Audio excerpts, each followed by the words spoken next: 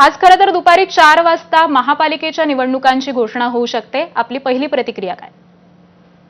आज दुपारी 4 वाजता राज्य निवडणूक आयोग पत्रकार परिषद घेतोय हं. आणि अपेक्षा अशीच आहे की गेल्या अनेक वर्षापासून प्रलंबित असलेल्या स्थानिक स्वराज्य संस्थेच्या महानगरपालिकेच्या निवडणुकीचं वेळापत्रक ते जाहीर करतील. राष्ट्रवादी काँग्रेस पार्टी एक राजकीय पक्ष म्हणून या निर्णयाचं स्वागतच करतो आणि काय प्रोग्राम हा राज्य निवडणूक आयोग डिक्लेअर करते हे उत्सुकता संपूर्ण महाराष्ट्राला देखील आहे. अगदी खरं तर राज्य निवडणूक आयोगाकडून अनेक प्रश्नांची उत्तरं अपेक्षित आहेत. त्यामुळे आपल्या पक्षाकडून अशी काही निवडणूक आयोगासंदर्भात काही आशा आहे का की दुबार मतदार असतील, निवडणुकीमधल्या याद्यांमधले घोळ असतील, या संदर्भामध्ये सगळ्याच प्रश्नांची उत्तरं ही निवडणूक आयोग या पत्रकार परिषदेमधून देईल?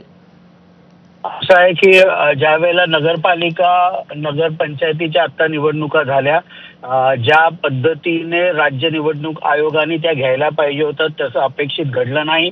जवळजवळ 24 नगर परिषदांमध्ये तर 20 तारखेला मतदान आहे आणि त्याची या संपूर्ण सर्व 288 नगरपालिका नगरपंचायतींचे मतमोजणी ही 21 डिसेंबरला आहे. त्यामुळे त्यावेळेचा अनुभव हा काही राज्य निवडणूक आयोगाचा चांगला कुठल्याच राजकीय पक्षाला नीट आला नाही. स्वतः मुख्यमंत्री माननीय देवेंद्र फडणवीस साहेबांनी देखील नाराजी व्यक्त केली. अगदी एक दिवस प्रचाराचा असताना निवडणुका पुढे ढकलल्या गेल्या.